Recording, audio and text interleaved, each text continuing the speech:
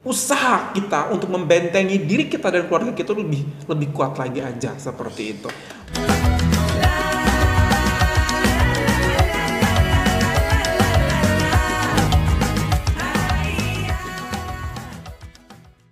Hi everyone, welcome back to my channel and this is About Sastra. Yay! Okay everyone, thank you so much for clicking to this video to watch us and today I'm not alone. Hai, I'm Tika. Yeah, Miss Tika, cantik sangat kau hari ini. Terima kasih kamu juga loh. Baju baru ya. Aduh. Siapa yang kasih Miss Tika? Seseorang. Ini kode loh ya. Kenapa? Biar dibeliin baru lagi. Oke, Miss Tika, hari ini sebuah video akan kita reaksikan. Rekomendasi pada subscriber semua. Cukup berat topiknya. Aduh, apa nih? Berat Itu banget. tentang Illuminati. Oh, Illuminati. Yes, aduh itu apa ya gitu. Iya. Illuminati itu seperti sebuah pergerakan atau sebuah perkumpulan gitu yang memuja apa gitu ya gitu, memuja hal-hal yang tidak baik seperti itu. Dan ternyata katanya itu bahwasanya di Malaysia itu ada beberapa lambang bangunan yang katanya itu actually it's part of Illuminati. Even in the Indonesia katanya. Iya sih, pernah Dengar sih, tapi aku rasa coba kita lihat ya, coba nanti kita komenin atau kita reaksikan. Namun kita lihat dulu videonya seperti apa. Percaya nggak sih di Malaysia ada Illuminati kayak begitu? Aku sih enggak sih. Coba kita lihat ya. Oke everyone, without any further ado, here we go. 1, 2, 3. Nombor 5. Oke, nomor 5. Menara Obelisk di Putrajaya. Obelisk. Obelisk iaitu satu monumen yang berasaskan dari Sun Pillar atau dikenali sebagai Cleopatra Needle. Nama Obelisk berasal dari Greek dan ia bermula daripada tamadun Mesir Purba, iaitu semasa zaman Firaun yang dibina untuk melambangkan Tuhan Matahari iaitu Ra. Mereka percaya Ra wujud bersama Obelisk dan ia melambangkan penyembahan kepada setan dan dilaknat di dalam Islam. Ada yang berpendapat bahawa sebenarnya Obelisk adalah tiang syaitan, di mana setan-setan ini dipuja sebagai tanda kepada sistem Freemason. Terdapat banyak tiang Obelisk ini di seluruh dunia seperti di Paris, United Kingdom, Amerika, Turki, Singapura dan Indonesia. Dikatakan bahawa di Presin 2 Putrajaya terdapat binaan seperti Obelisk ini, iaitu Monumen Alaf Baru yang merupakan monumen negara pertama dibina khas untuk wilayah Putrajaya. Dan di bawah monumen ini telah ditanam kapsul masa oleh Tun Dr. Mahathir. Menurut petikan daripada laman web Malaysia Travel Guide, ini merupakan versi Malaysia sendiri daripada monumen di Washington DC dan merupakan monumen nasional Putrajaya. Monumen milenium ini adalah obelisk dibuat daripada besi yang berdiri dengan ketinggian 68 meter. Menurut beberapa pendapat netizen, ada yang mengatakan bahawa obelisk yang berkaitan dengan Freemason adalah berbentuk piramid di puncaknya, sedangkan metal obelisk di Putrajaya adalah bulat. Namun, ada juga yang berkata bahawa bulat atau petak tidak menjadi persoalan dan yang harus difikirkan adalah setiap yang dicipta pasti ada tujuannya. Membina obelisk memerlukan kos yang tinggi dan apakah manfaatnya obelisk ini dicipta di Putrajaya? Oh my god. 4. Mata Dajjal PICC dan Mid Valley. ICC and Mid Valley. Pada 15 Oktober 2020, seorang YouTuber yang digelar Prince Smith Hey, what's up you guys, Prince Smith here. Assalamualaikum semua orang, how's everybody doing today? telah membuat naik sebuah video di YouTube.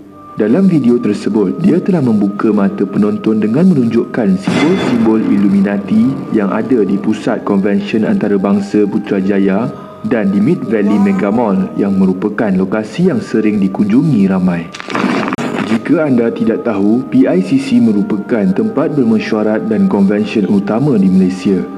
Dari sudut pandangan bawah, mungkin ramai yang tidak sedar tentang perkara ini. Namun jika dilihat dari sudut pandangan atas,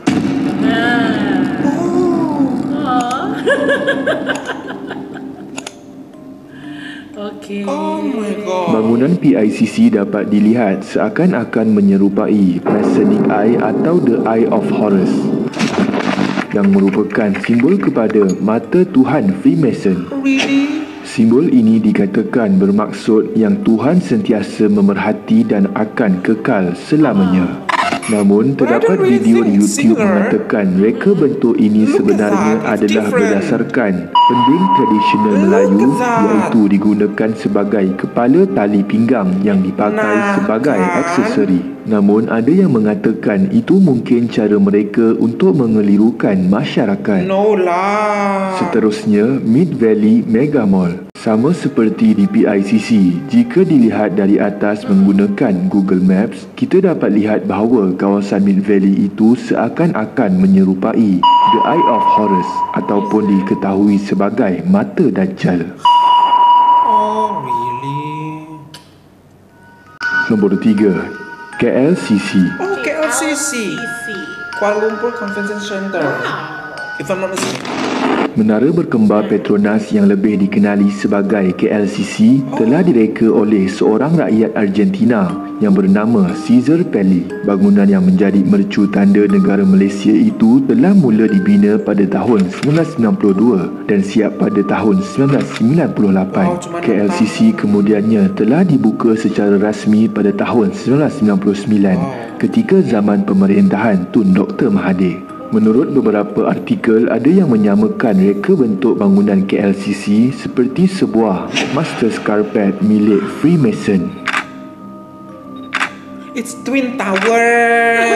No, it's different. Selain itu, dikatakan bahawa kaki yang mendokong jambatan KLCC juga menyerupai logo Freemason dan mempunyai bentuk yang runcing di bahagian bawah dan dicantum dengan satu bulatan di tengah. Ada yang mengatakan bahawa simbol Freemason dengan sengaja telah diletakkan di negara kita supaya kita membangga-banggakan keagungan menara tersebut. Namun ada juga berpendapat bahawa reka bentuk itu hanyalah kebetulan sahaja dan reka bentuk itu bertujuan untuk mengukuhkan binaan bangunan tersebut. I'm on this side. Yeah.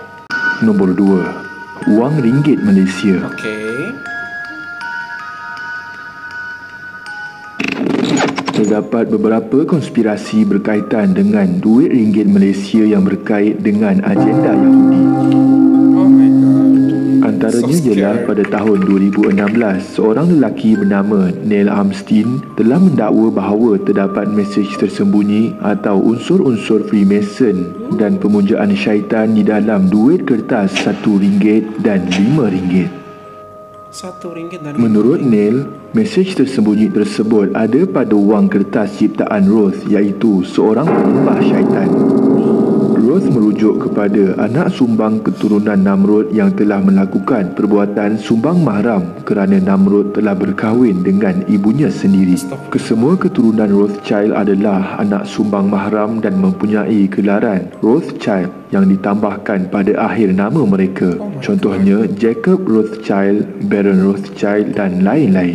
Apabila dua keping wang kertas RM5 disatukan secara bertentangan, simbol iblis atau syaitan dapat dilihat dengan jelas. Daripada seekor burung kenyalang yang biasa terus bertukar menjadi seekor kambing dengan tanduk yang tajam. Imej yang terbentuk memang serupa dengan lambang syaitan.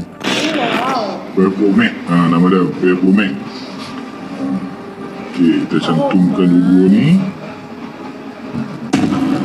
Oh my god. Jadi macam tu. Selain itu, pada wang RM10 ada yang mengatakan bahawa gambar seekor kijang atau logo Bank Negara Malaysia ini memberi maksud yang pelik. Hal ini kerana seekor haiwan kijang adalah berekor pendek dan bukanlah berekor panjang seperti logo tersebut, dan dikatakan gambar itu adalah seekor anjing dan bukanlah kijang. Kita dapat melihat perbezaan kijang yang digunakan pada logo Jata Negeri Kelantan di mana ia adalah berekor pendek. Dikatakan gambaran anjing itu kelihatan seperti Pharaoh Hound yang merupakan lambang kepada Mesir kuno, dan lambang ini sememangnya adalah salah satu simbol identiti pergerakan Freemason. Nombor 1, bangunan Freemason di Malaysia.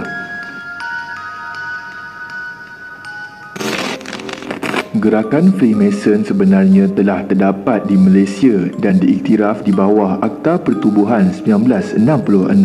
Perit untuk menerima kenyataan apabila orang Islam yang berpendidikan tinggi dan berpangkat besar juga turut menyertai pertubuhan Dajjal ini. Oh my god. Pada tahun 1997, organisasi ini mempunyai 55 perkumpulan atau lodges dan 2,985 ahli. Freemason sebenarnya adalah tunjang Zionism dan ia telah lama bertapak di Malaysia. Okay. Now, Mistika, what do you think? What you can say about this video? Kalau misalnya dari bangunan-bangunan, Betul. aku ngerasa itu kayak hanya sebuah Iya, kebetulan, benar kebetulan nggak aja, sih, kayak Mister? maksa banget untuk menyerupai. Actually nggak Iya. sesama atau nggak sesimilar itu sih menurut aku. Iya, atau mungkin tujuannya sebenarnya nggak seperti itu, lebih Betul. ke estetik aja, bukan Betul. menjadi sebuah lambang Betul. gerakan tertentu. Benar nggak Yes. sih, Mister? Menurut aku sih sejauh ya. Contohnya ada di mall, di KLCC pun katanya disebutkan sebagai salah satu symbolizing those movement. Kalau misalnya di dalam mall atau di dalam KLCC itu ada musola, ya udah berarti itu nggak benar. Menurut aku kalau di dalamnya ada musola, orang boleh sholat di dalam situ, maka pasti dong mereka nggak akan allowing people untuk sholat seperti itu kan.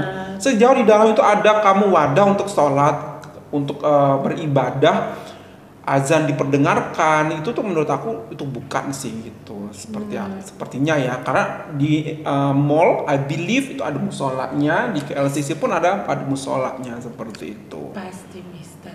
Jadi selama tidak menyalahi keyakinan ya, Mister, Betul, ya. betul. So Iya, lah ya. it's Aku tapi okay. masih penasaran, Mister, yang sampai uang ketika itu, ditempel itu itu. sampai ada bentuk makhluk tertentu. Iya. Kalian pernah coba nggak seperti itu? Betul, Nanti itu. boleh komen ya kalau memang Betul. benar ada seperti itu. Yes, Itu benar-benar wow. Dan kalau menurut aku sih ya, memang ada sebuah usaha dari beberapa golongan atau movement tertentu untuk menguasai dunia ini dengan cara mereka. Sudah disebutkan juga di dalam Al-Quran ataupun di dalam kitab suci kita masing-masing bahwasanya one day in the future, akhir zaman itu banyak sekali penganut-penganut yang aneh gitu yang akan kalian jumpai seperti itu. Dan tugas kita adalah saat ini adalah untuk membentengi anak-anak kita dengan tidak hanya ilmu pengetahuan, namun agama juga harus kita berikan hal yang terbaik. Untuk kenapa? Karena untuk ke depan itu bisa anak-anak kita tidak ikutan mereka seperti ini. Seperti itu menurut aku, Mistika. Jadi ada baiknya ketika video ada seperti ini tuh kita ambil positif side-nya. Jadi usaha kita untuk membentengi diri kita dan keluarga kita lebih kuat lagi aja seperti itu. Because I do believe di luar sana banyak sekali orang yang ingin menguasai negara kita, menguasai perekonomian dengan cara mereka, ataupun membuat generasi kita itu kayak mengikuti mereka seperti itu. Jadi ya positive thinkingnya adalah kita harus lebih kuat lagi membentengi diri kita dan keluarga kita, lebih dekat dan mengenal Tuhan seperti itu. Itu aja sih menurut aku, karena I believe mereka nggak akan berhenti untuk membuat kita semua pada akhirnya untuk ikut ke mereka gitu, karena itu sudah ditulis di dalam Al-Quran juga. Mereka nggak akan berhenti, guys, seperti itu. Okay guys, that's all from us. Hopefully that you find this video good, and you find this very good, don't forget to thumbs up, and if you're new to this channel, don't forget to subscribe. Super Mas from Indonesia. Malaysia boleh. Malaysia boleh. Semangat. Bye everyone. Bye.